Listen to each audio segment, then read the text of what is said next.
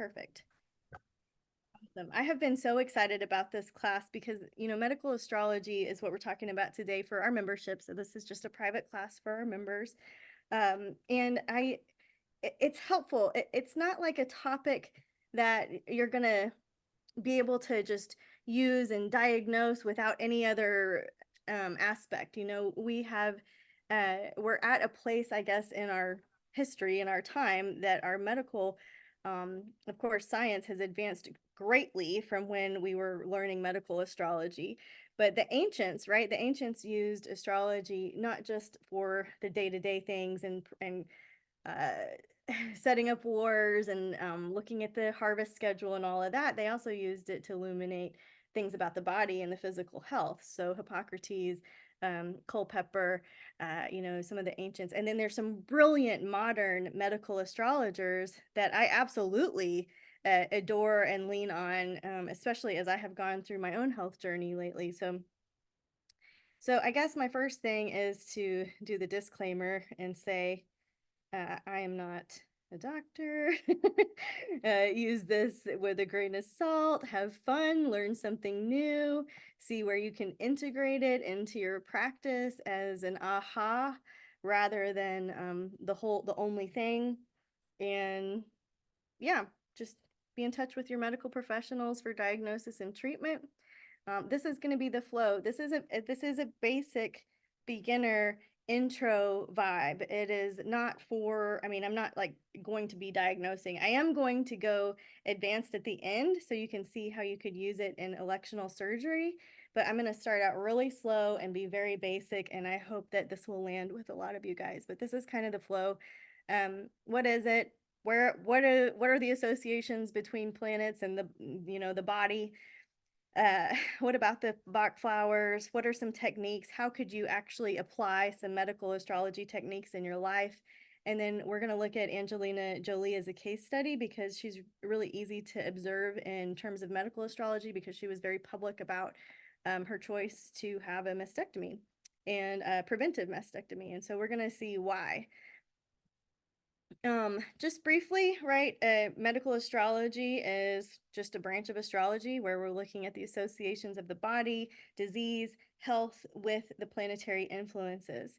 In history, of course, I just mentioned all of the ancient cultures have used it. And if you're interested in historical uses of medical astrology, these are the cultures you could be playing with.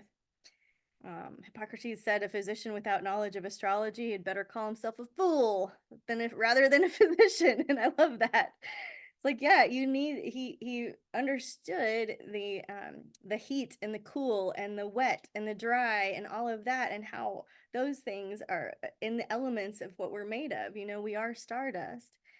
Culpeper says a physician without astrology is like a lamp without oil, like good luck to you, basically. Culpeper is an English botanist. So we have Hippocrates, who is one of the most studied figures in medical history, Greek, right? And then we have this English botanist, Culpeper. Let me check the chat real quick. Yes, Mad Cow in Maryland. Yeah, she was a mad cow. If you are looking for a book, this is the one I recommend. It's small and easy, but also has a lot of depth to it.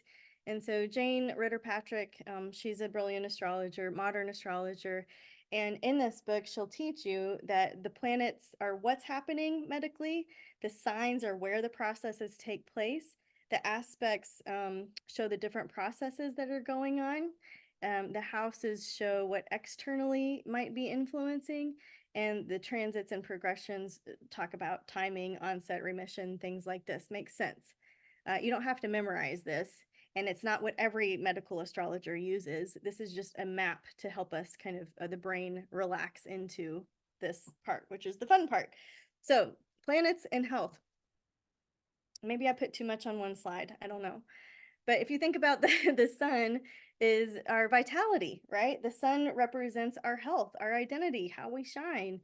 The moon represents how we digest things emotionally and physically. The moon rules Cancer, right? The breasts.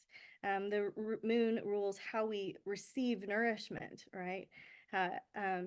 We might be eating the right food, but if we're not used to receiving nourishment, then we might not be um, like digesting the biochemicals, appropriately, right?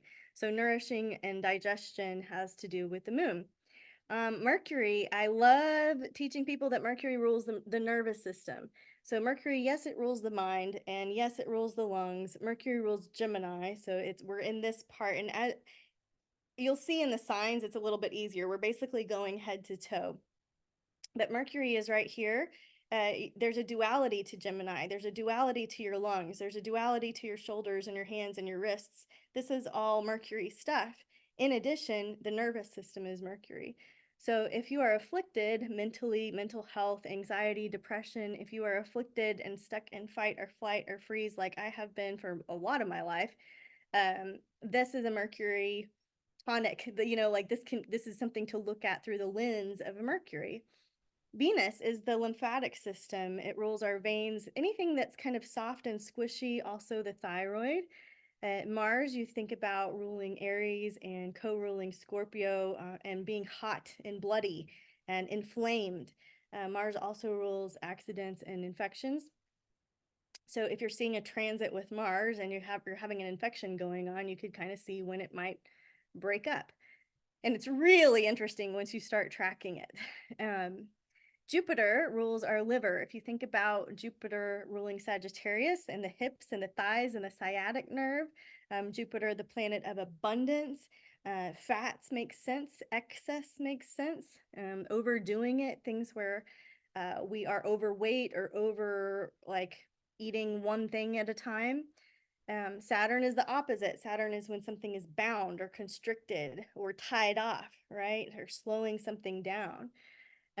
Saturn, you could look at like the stone problem I was just having in my bile ducts. That's a Saturn thing. Like it's bound up, constricted, nobody's going anywhere, right?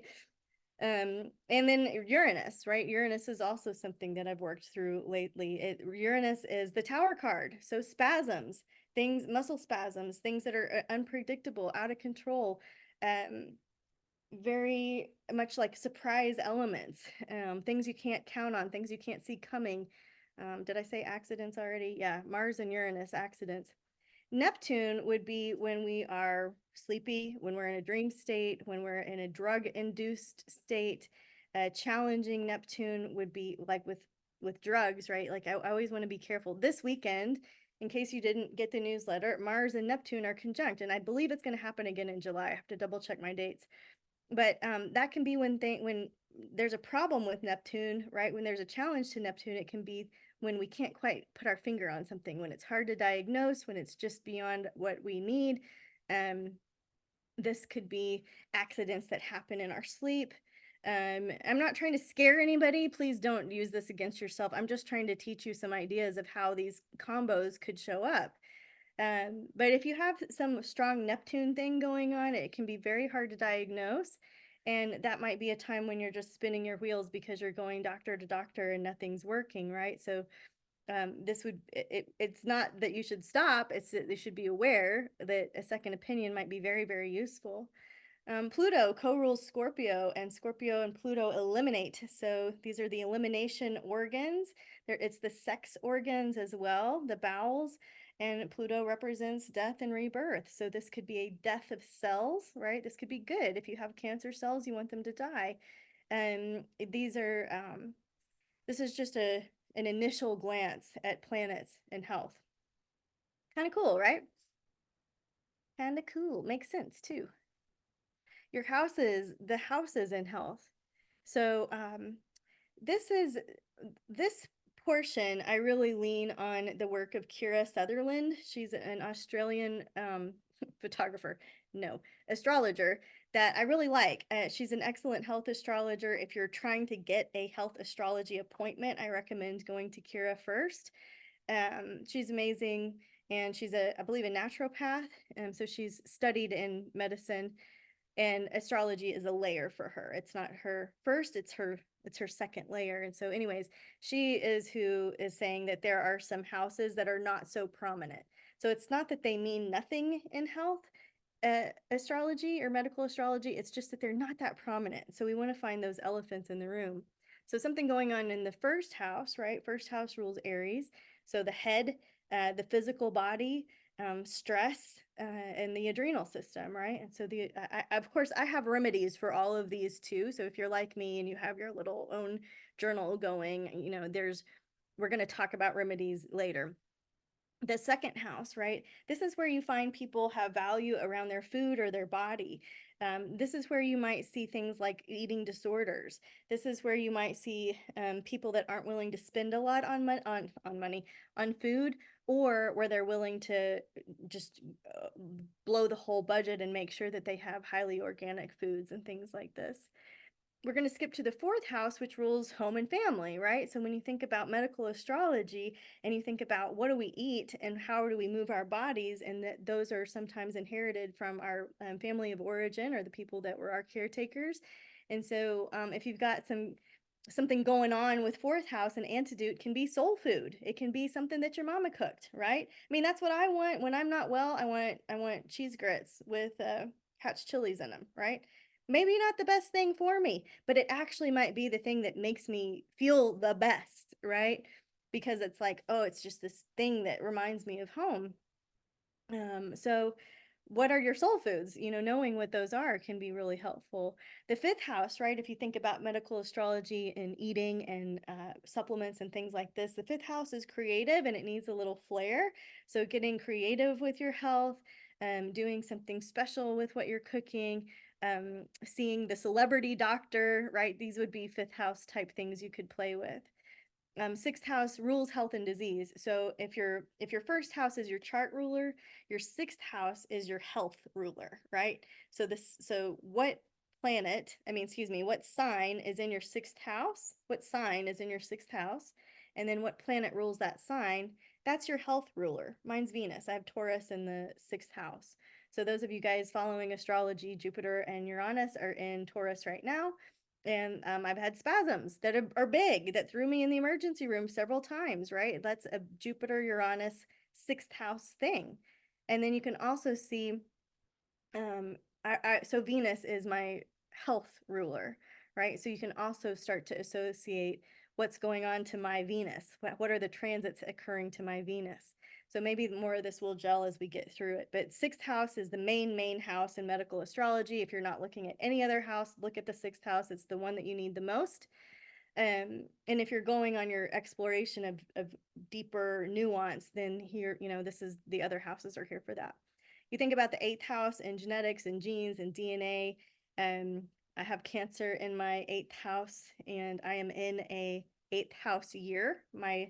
That means that my Time Lord is the moon right now. And so, these lunar transits and how they have affected me differently this year in my health, right? So this is another nuance to work through. But the eighth house, basically, Pluto, Scorpio, elimination of toxins, losing weight, losing waste, purging, cleansing. The eighth house also rules sex, drugs, and rock and roll. So you might see people with if you see people with Neptune and eighth house issues in medical astrology, sometimes these are people that overdose and that's how they end up passing. This is nothing that you would want to predict. You would never want to predict somebody's death, but you might reflect and say, oh, I can see that makes sense. Certainly if you have a child with those types of tendencies, you would parent them a little bit differently, knowing that they have some addictive tendencies. Skipping down to the 10th house, right? This is what we present to the world. This is how the world sees us socially, our reputation, things like this. It's not that prominent, other than it's the opposite of your fourth house of home and family, and that what roots you. So it's, again, to me, it's a less prominent one, but I threw it in there. And then the 12th house is absolutely prominent. So 6th and 12th, right? They're opposite each other. So the 12th house is where it's all the unknown, the hidden. It rules institutions, hospitals. It rules things like LSD. It rules autoimmune issues, things that are very hard to touch. 8th and 12th house have a lot of similarities. So if you're like, well, you said drugs and alcohol here. I did, but it's also here. It's also here. It's also Neptune. So cool. And then this is another take at it, right? This is another take at it. And so if we're moving from head to toe, Aries rules the head, right? Chiron is in Aries and has been for several years. So when I noticed that Chiron in the sky was moving into Aries, I knew that we were going to have a greater focus in society on our mental wellness, on things that were happening up here. Um, you know, Chiron and Aries also rule, you could also see people that want self-help, that want to educate themselves to self-heal. And so that is one reason that I really wanted to stick with this field. It's hard to be an astrologer when it's not cool. It's easy to be an astrologer when it's cool. But 20 years ago, it was not cool. It was very taboo. There wasn't a career in it that was available unless you were writing for the, Cosmo, right?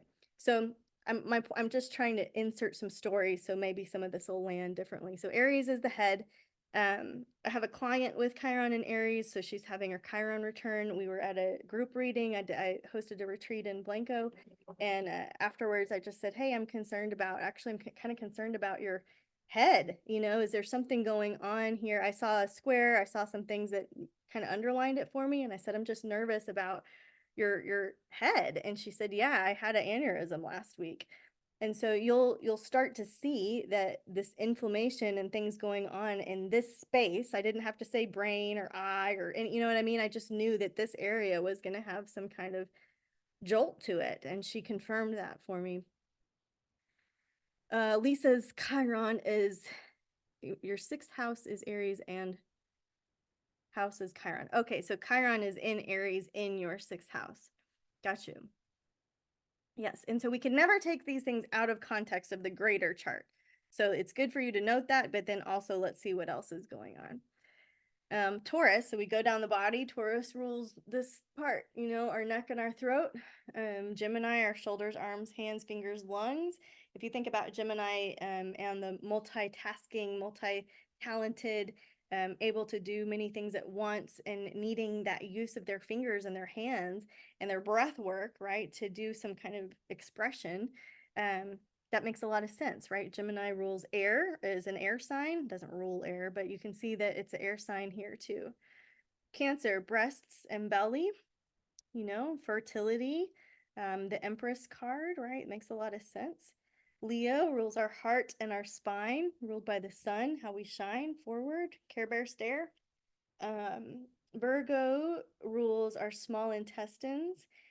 Libra, the kidneys, balancing things out. The sweetness of life needs to be filtered, right? Libra, Venus, sweetness, kidneys, filter. Scorpio, of course, the sex organs and the elimination organs. Sag, your butt, your hips, your thighs, your sciatic. Capricorn, your knees. Also, all of your bones is a Capricorn thing. So Capricorn ruled by Saturn, bones, structures. I might put spine with Saturn, but some medical astrologers don't. You can start to feel out what feels right for you. But Capricorn is more than just knees. It's the structure of your body, the infrastructure. Marilyn Sag baby got back. That's right. And Capricorn or Aquarius, we've got our lower legs, our ankles, and the body electric, right? So the things, the synapses, the things that are communicating electrically.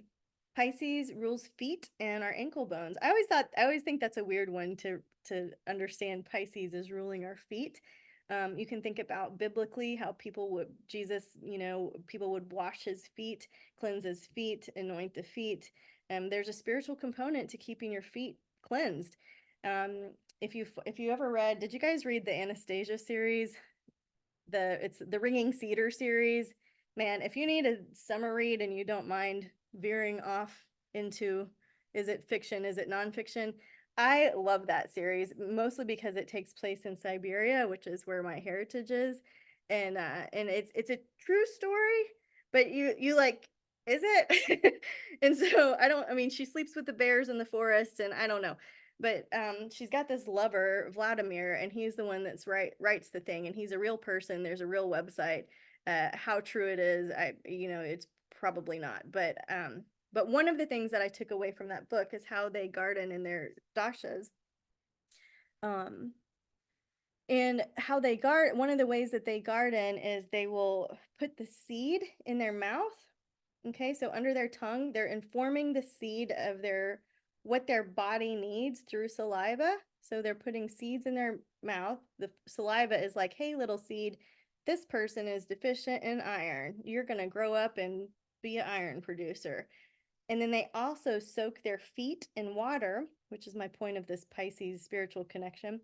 And they dump the water into their like foot water into the gardens to also inform the plants. Like, hey, this person is detoxing these elements. We need to support them in this way. And you find this in many different cultures. Like in India, they were teaching us that the ancient healers would whisper into the cow's ear and say, all right, this one's got a digestive issue. And the cow would go find the right herb to make, when their milk came out, that it was medicinal towards the person based on the herb, and the whole thing. So there's a lot of different cultures that will play into this mentality, right, of how we can work with things differently. Pisces also rules water.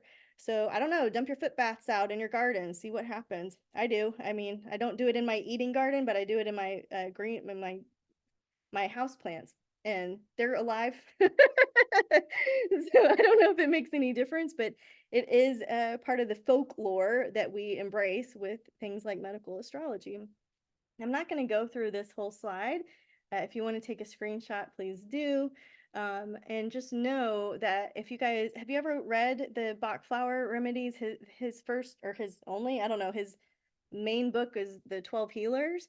And so Bach found all of these specific remedies with flower essences, and he's related them to different zodiac signs. So if you are afflicted with things like guilt, take impatience. If you are afflicted with depression, he's suggesting gentian. If you're constantly seeking advice outside of yourself and you're a psychic junkie and you get all the readings, you need this one. Right? And so this is a fun resource to have. Marilyn says, I've always been drawn to the Bach flower remedies, but what does a recovery person do about the alcohol as a preservative? So I'm also in recovery. I'm 9 years in, and I really just don't take issue with it. I know that it is an issue for some people. There are certainly ones that have glycerin is the preservative instead of alcohol. Rescue Remedy you can find with glycerin, and it's for pets, but it doesn't matter. It's just that it's glycerin instead of alcohol. So you can take the pet version if you want to avoid alcohol. I've never taken a tincture and been like, oh boy, let's get back to the liquor store. Personally, that doesn't mean that it can't happen to people. But I take both. And if there's an option, yeah, perfect. Yeah. Okay. Techniques. Can we move to techniques? Do you want me to pause for questions? Am I motor mouthing y'all? You're doing good? Okay. All right. So cold pepper. So I'm going to show you a couple of different people's techniques. This isn't to overwhelm, it's to provide depth to how you are going to think about it for yourself, because you are the astrologer in your life, in your body. You are the intuitive. Chirons and Aries, so more power to you. So Culpepper, he says he wants to look at first what planet is screwing you up. What planet's responsible for the disease? So Culpepper has some amazing books. I still reference some of his books.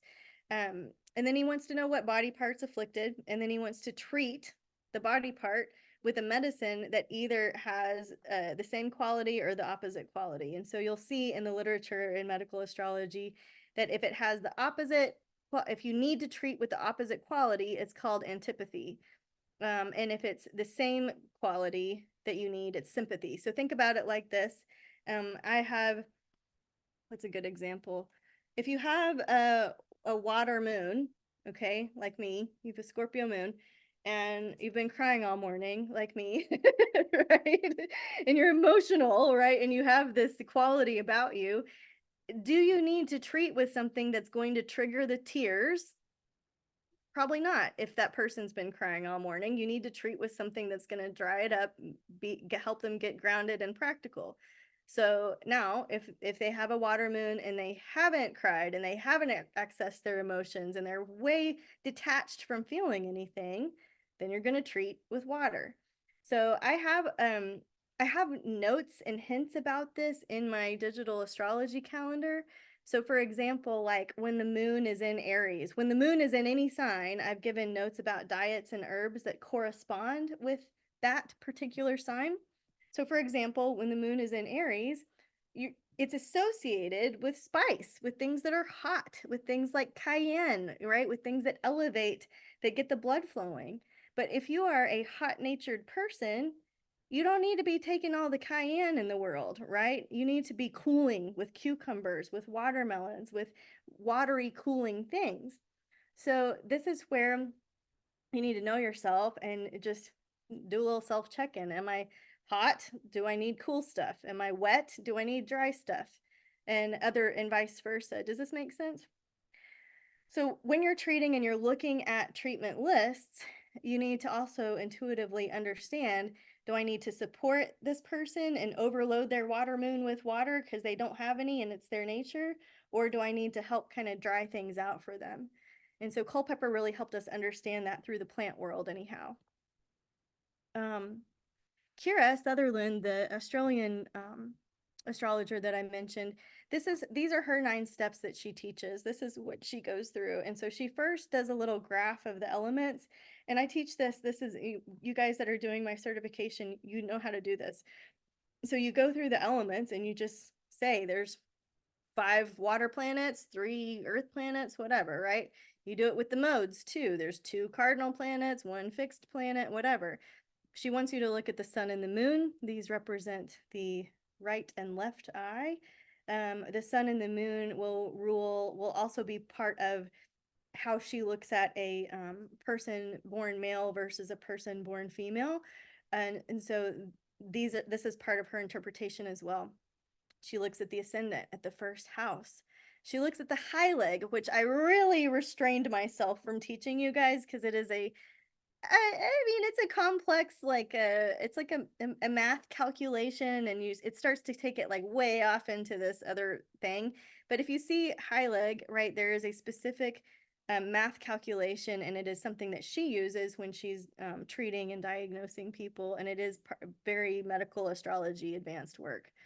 And then she's just takes the chart and she just starts making notes all over the place, right? She's like, okay, prominent Jupiter, thighs, hips, whatever. I mean, she literally writes the things on there to get some repetition going and to see what is repeating itself, what might be coming up for this client, right? So that's the mind map part. She's also going to do a 6th house assessment, which to me is the first thing to do. So whatever. What's going on in the 6th house? What's the sign? What's the planetary ruler? What are the aspects? And then she's going to look at the transits. Saturday, if you guys are in my certification program, we are going to do the progressions of the sun and moon. Progressions are rotating your chart forward. So, yes, the planets were in the sky when we were born, and this is our natal chart, and this is what it looks like, and we evolve. Oh gosh, my hand, sorry. And so our chart evolves, and so that's looking at the progressions. How do we lower Tiffany's hand? Okay, well, okay. Then, and then there's solar arcs, which is another concept that we're not going to get to this year. 3 steps to assess your chart. If you just want a quick glance, look at the ruling planet of the chart. So the ruling planet of the first house, look at the ruling planet of the 6th house, right? And then look at the key medical astrology houses. So for me, the ruling planet of my chart is Jupiter. The ruling planet of my chart medically is Venus. And don't you think that one of my biggest problems is having a sweet tooth, right? I will not just eat one Hershey Kiss, I will eat the whole bag.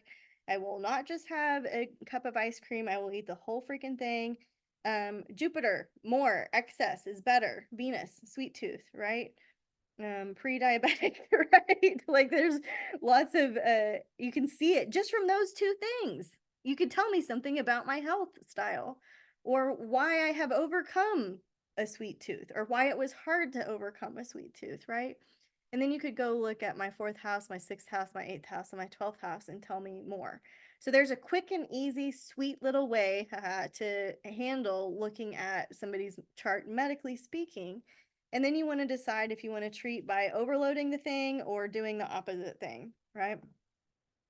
That's you too. Yeah. Okay. This is kind of a fun part. So we're going to look at Angelina. And again, because she's a celebrity and this is well talked about and well studied, I feel ethical in so doing. She told us or shared with the world that she had the breast cancer gene, and this gene has a high incidence of breast and ovarian cancer. And so she chose to do a preventive mastectomy. It was highly controversial, and she was very public about it. And later, she also chose to have a full hysterectomy as well. Okay, so here's her chart. And you can see how I have looked at it. It's hard to see here, but she actually has Cancer rising. It's the very end of Cancer, but it's Cancer rising. She also has Venus right there, right? And so with Cancer rising, we know that the moon is her chart ruler. And I also know from taking Kira's class that the moon is her high leg. So the moon is an important part of this assessment. So where's her moon? Okay, it's over here in the ninth house. Interesting. It's next to Mars. So we know that Moon and Cancer, both of the, breasts, and then we've got it next to Mars, which is inflammatory and acute and infection. And then it's next to Jupiter, which represents something growing, right? And she's got the gene for it. So we got plenty of red flags. Now we're gonna add some more red flags. This little pleasant grouping, right? If we're not looking at it medically, this awesome grouping is also opposed Pluto. So we know that there's some death, rebirth, cell death, hopefully, some change going on. You could look at Pluto as like a complete physical change of losing the way that you look, right? And changing the way that you look. Transformation. And then Pluto in the third house, being very public about it, speaking about it. Third house ruling communications, the megaphone about it. Like I don't feel like it was like a look at me thing. I think it was more like a here's some self-awareness that might help other people thing. I don't know. I didn't follow it very closely, but that's my take. Now, we can also go back up here and see that this Jupiter, Moon, Mars is squaring her Saturn, right? We can see especially Jupiter. So that's that red line is indicating a square here. And so squares represent a tension, something to overcome, something that puts us out of our comfort zone, something that slows us down, that's delayed. Sometimes it's other people, external events that are challenging us. And so we see, and it's in our 12th house of institutions, of hospitals, of things that put us away, of things that are hidden and secret and taboo, right? Got my little West Texas on taboo, right? So we've got all of this is leading up to paint the picture here of her choice, her decision. So we also see that Neptune is opposite her sun. What did we learn about Neptune is it makes things kind of unclear. Like we don't really know how this is going to go. And she's saying, I'm going to make the choice because I don't know how this is going to go. I'm going to choose myself and I'm going to make this choice. It may or may not be the right one. We don't know, Neptune. I would also hazard to say, what are we missing here? What are we not seeing? Why are we focusing on all this other stuff? But there's something else that's hidden here. Um, and just for like a fun, I guess, juxtaposition to not just be negative here, you can see that this Jupiter in her ninth with Mars and the moon representing mother, and Mars and Jupiter in the ninth that overseas travel and that she's quite sporty, that she adopted a bunch of kids overseas. You can see some other things in her chart besides just this hysterectomy and mastectomy. Yeah, I don't know anything about her father, Marilyn, so I can't speak to that. Her father is John Voight. I don't know who that is. So, bad guy? Yeah, okay. So you all know something I don't. Very good. Well done, astrologers. Love it. Okay, that is our little case study for the day. This is maybe an intermediate topic. Kira references Judith Hill often. So she's also a top player in medical astrology. And when Judith feels like assessing the moon is one of those very important players in health psychology, medical astrology. Jeez, I've only had coffee. You'd think it would be more clear than this. But Moon and Mars, she's saying this is somebody that holds their anger in. Moon and Jupiter or Moon and Venus, somebody that feels very indulgent, that can be lazy. Moon and Saturn and this would be, some sort of aspect So any aspect. You could find these things with Moon and Saturn, somebody that is depriving themselves. This could be like anorexia, bulimia, things like this. Somebody that feels guilty or eats from a place of guilt, things like this. Moon Uranus, this could be somebody that feels abandoned or has a huge need for independence. Moon Neptune, they feel unseen by the medical world. They could turn into the victim or the rescuer or that hypochondriac type person. Moon Pluto either feels dominated or needs to feel dominated, and they can set up things in their life where they're feeling threatened or invaded. And another great book, oh, it's behind a picture. It's behind my bear bra picture, but it's metaphysical anatomy, and it's by Yvette Rose. And in terms of feeling threatened or invaded, right? Just as myself as a case study, I had my gallbladder removed 2 years ago, and I was looking through this book recently, and it talks about gallbladder being connected to a feeling of invasion, and I certainly have a strong Pluto in my chart with 4 planets in Scorpio, right? So there's a lot there about that you could start to just connect the cosmic dots. And once you have all of these themes in place, it's very loud and very clear. I definitely felt invaded over and over and over. Like it's just by sound, living in Austin with traffic. It doesn't even have to be dark and scary and horrific, but it can be, because your body turns on cortisol no matter what. It doesn't know if it's traffic or an invader, right? Your body still pumps the same amount of cortisol. So treatments for the moon, perhaps you read through these. I won't read through them. Solar foods and herbs if the moon is needing the opposite, right? So what are solar foods and herbs? These are foods and herbs that are ruled by the sun. These are things that are yellow. These are things that are bright. So lemons, citruses, things that just are very solar plexus oriented. You can do the eating by color diet with the zodiac too. So moons would be blue foods, wet, watery foods. Sun would be hot, dry foods that are more yellow. Yeah, Maryland moved from Austin because it was loud and manic and hot. It is. It's a challenge. It was a challenge. Okay. This is the advanced portion. And it's a lot. So before we move there, do we have any questions or ideas that are coming up that we want to move through? Chat about? Feeling good? Okay. All right. So if you're doing elective surgery, please talk with your astrologer mentor or friend before employing these. But this is interesting to think about. This is cool stuff. This is Kira's, and this is what I use if somebody is talking to me about elective surgery. And when you're talking about elective surgery, you don't really get to go to your surgeon and say, well, July 6th is the perfect date. Can you show up for that? So you have to take a lot of this into consideration. And you also consider your physician in medical astrology. So you don't want a physician with a shit Saturn, basically, right? Like there's a lot of thought that way overcomplicates this. So I acknowledge that, and I also like to have a little fun with it and Tetris around a little bit. So if you are operating, you want to do it within 5 days of the new moon because there's less swelling. Marilyn, go ahead before I get in my role.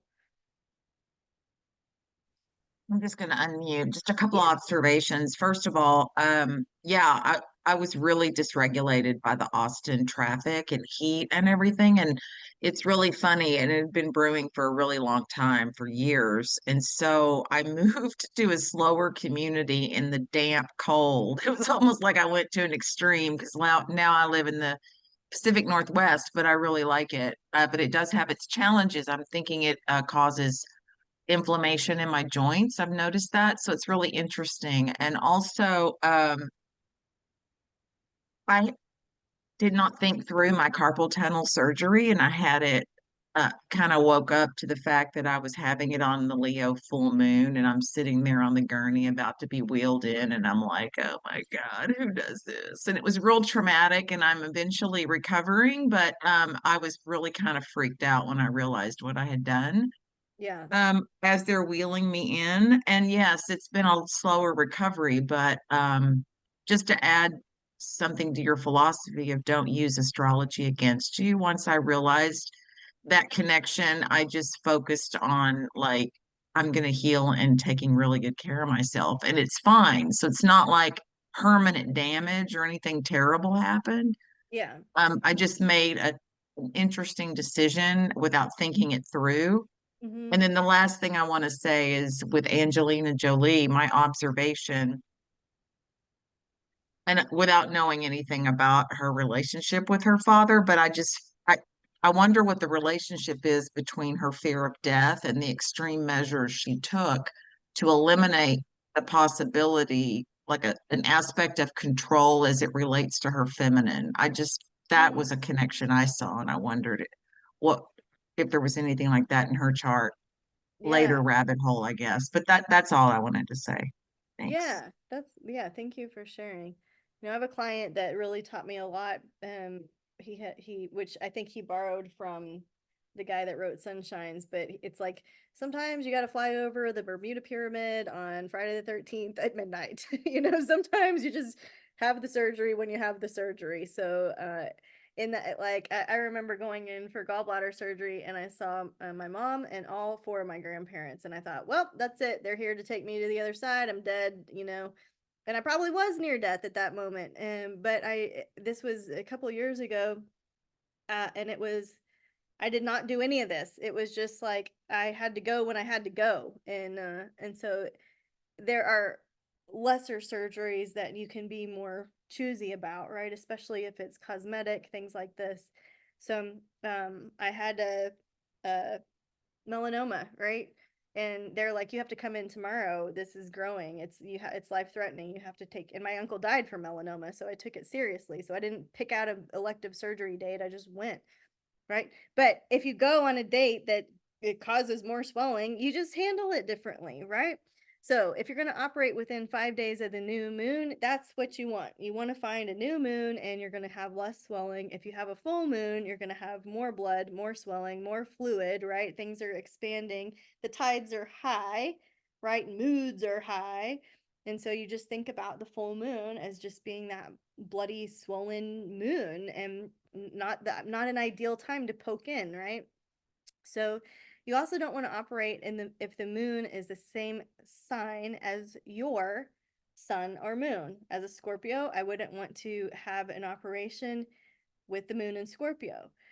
I have sun, moon, and Scorpio is my example here. So do not operate when the moon is in the same sign as the ascendant. Decreases vitality, right? Makes sense. So my ascendant is Sag, so I don't want a Sag moon and I don't want a Scorpio moon, and I do want a new moon so far.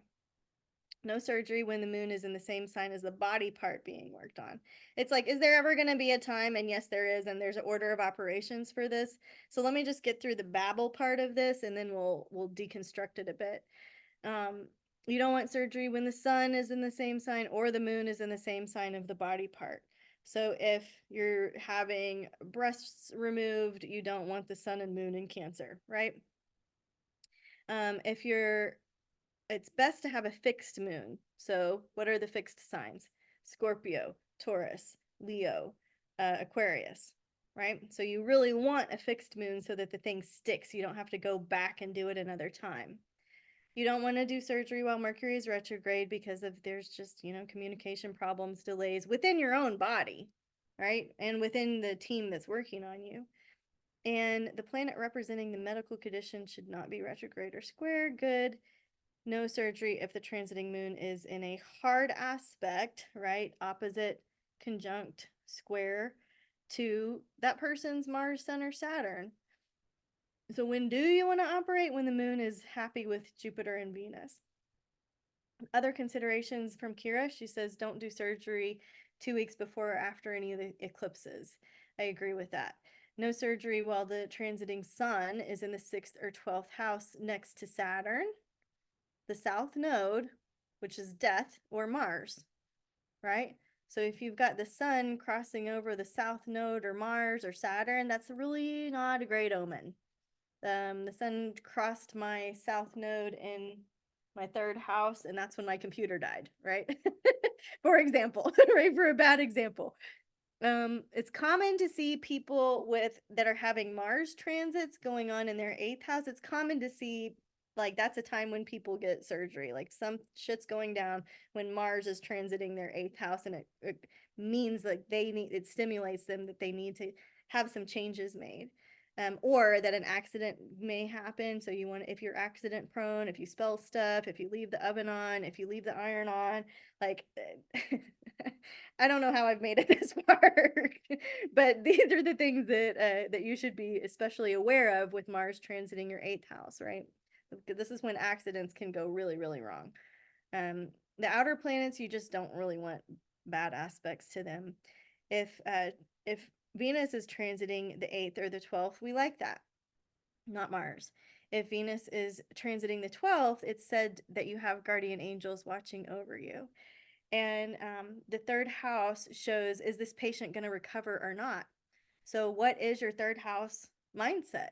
Do you have Capricorn there and it's kind of challenging for you to see that there's hope in the future? Do you have Sag there and you're totally optimistic and the glass is half full? That's going to reveal your mindset, which, as you know, has everything to do with the way that you heal. So, I'm aware of the time. I'm aware that we've got about 10 minutes. This is the last like slide, and then we'll ease out.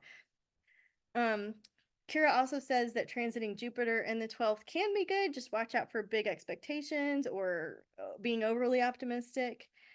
You want the moon decreasing in light when you're post-op so that the swelling is going down. Um, Waning moon, right? Good for removing growth. Sorry, wow.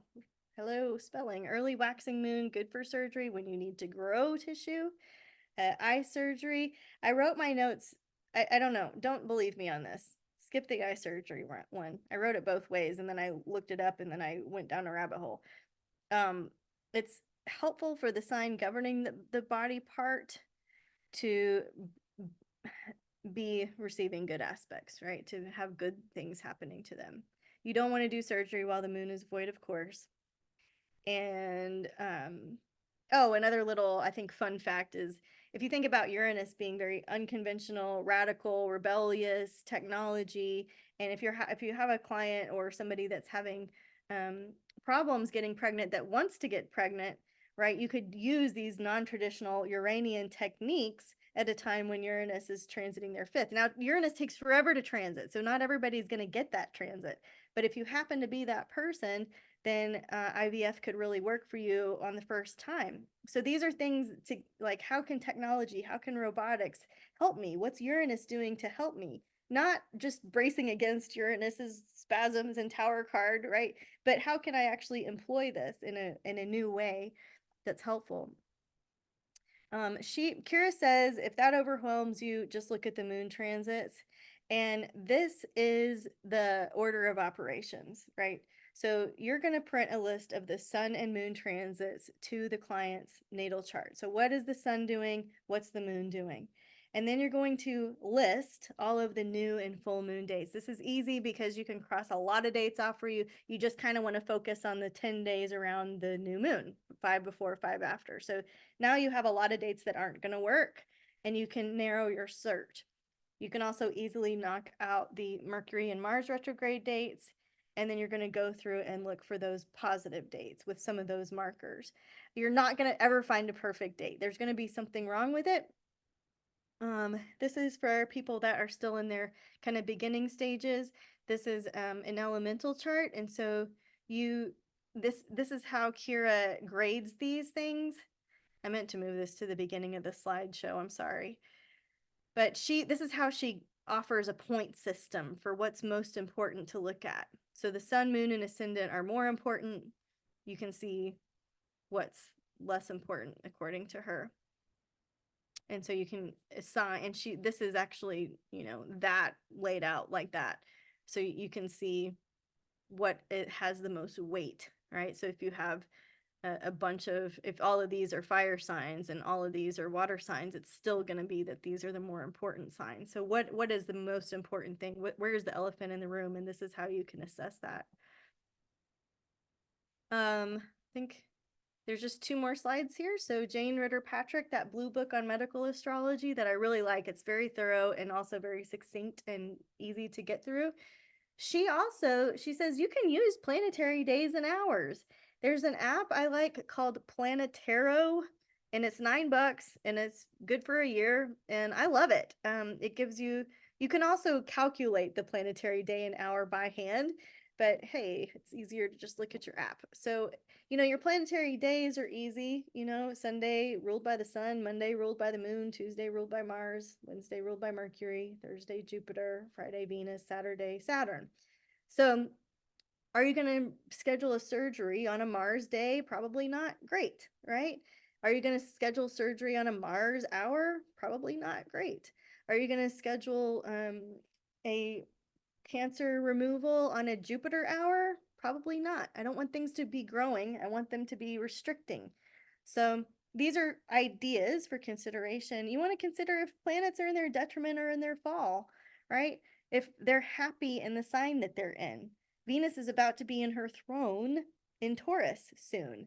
So if you're looking for some optimization, Venus in Taurus is a great time to make some beauty enhancements, right? All right. I'm not going to teach. Well, I will. Okay. So, besieged, combust, Kazemi, under the sun's beams. These are different astrology vocab opportunities to increase your vocab. Besieged, if you don't want the planet besieged by Mars and Saturn. This means you don't want a planet to be between Mars and Saturn. So I gave an example there. If Mars in the sky is in 15 Leo and Saturn is in 10 Virgo, and your planet that rules that body part is between these two, it's probably not going to go so hot. You don't want your ruling planet or your sixth house ruling planet or your body part ruling planet besieged in between the war of Mars and Saturn. I'm gonna skip through Combust, Kanzemi, and Under the Sun's Beams because it's a little advanced for where we are. But if you are an advanced student and you want to explore these topics, these are also things you could be considering. She also talks about fixed stars. If the affected planets are at an angle or right next to the fixed star, an angle would be square or opposite, right? That can be a challenge. If you got Algol, the beheading star, don't go have a head surgery, right? like just, there's an awareness to it. And that's a nuance that you could miss. So I want to throw that in there. And I mentioned this already. Your doctors, the astrology that's affecting your doctor, there's really no way you're going to know that. So you want to just have a doctor that like, love, and trust and feel so good about. And if the vibe is off, get a second opinion. Um, I don't have any of my doctor. I do have my acupuncturist health data. So anyway, that's just me. But your checklist for your client, you want to make sure they have accurate birth data. You don't want to go through all of that and give them bad info and do it all over again, and they don't want to pay you to do it again even though they gave you the bad info, right? You want to make sure that they tell you what their presenting complaint is. Because just because we see all this other stuff, they might be having a headache every night. And it's like, well, cool that there's some underlying poor causes, but they want some headache help, right? And so we want to look at that and how we want to treat it. We want to look at their past medical history. So if you're going to use this, if you're going to incorporate this knowledge into your current practice as a doctor, as a nurse, as a medical practitioner, as an astrologer who's interested in helping people with their health, you, in your form, make sure that you have their history in there, a place for them to write, like, oh, by the way, they've just had 8 wrist surgeries. That's very helpful in while you're making your assessment. Social and emotional past, times of significant health related events. This is a very in-depth checklist, but it's worth me saying in the role of teacher today. That's my slideshow. I'm going to stop my share and I'm going to look at the questions. Medical astrology means astrocartography. Yeah, when she was talking about moving from the hot, wet places or hot, dry. Yeah. And yeah. Okay, good.